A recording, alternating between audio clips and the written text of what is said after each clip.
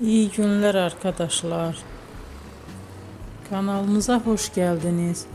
Bugün sizler için iki sevilen oyuncularımız Can Yaman ve Demet Özdemir'den yepyeni videolarını fanları için hazırladık. Onlar Erkenci Kuş dizisinde rol almış ve sevgili olmuştular ve bir süre sonra yollarını ayırdılar. Biz onları birbirine çok yakıştırıyoruz ve onların en güzel videolarını fanları için hazırladık. Arkadaşlar, emeğinize saygı olarak yorum yazıp abone olmanızı diliyorum. Herkese iyi günler.